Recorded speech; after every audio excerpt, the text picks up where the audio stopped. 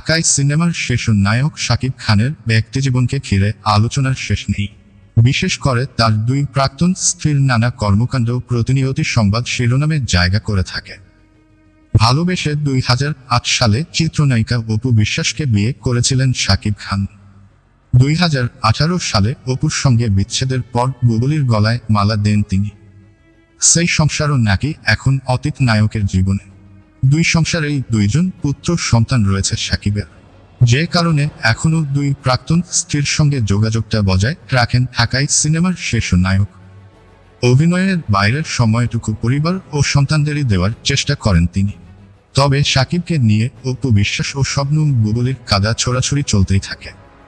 মাঝে মধ্যেই একে অপরকে ইঙ্গিত নানা রকমের ফেসবুক পোস্ট দেন তারা, যা নিয়ে ভক্তদের মাঝেও চলে বিস্তর আলোচনা। এই যেমন সম্প্রতি শাকিব খান ও অপু বিশ্বাসের একটি ভিডিও সামাজিক যোগাযোগ মাধ্যমে ভাইরাল হয়, যেখানে দেখা যায় ঢাকার একটি শপিং মল থেকে একসঙ্গে বের হয়ে আসছেন দুজন।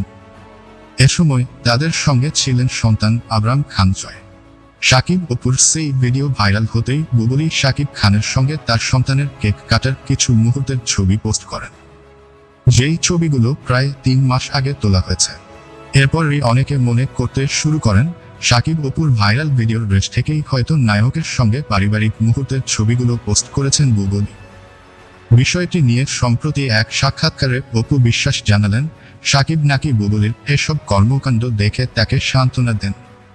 অপুকে পরামর্শ দেন এসব নিয়ে না ভাবার জন্য।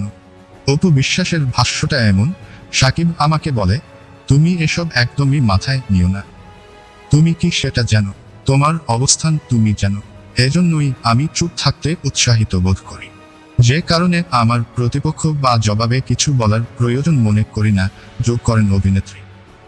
এ সময়ে বুবুলিকে খোঁচা দিয়ে অপু বলেন, সিনেমা নাই, কোনো কাজ নাই, এবারের ঈদটা ফাঁকা যাবে না, কোনোভাবেই ফাঁকা যেতে দিবে না, তখন আমার নামটাই তুলবে, আমার পরিবারকেই তুলবে, পরিবারকে আর ব্যক্তি জায়গায় রাখছে না।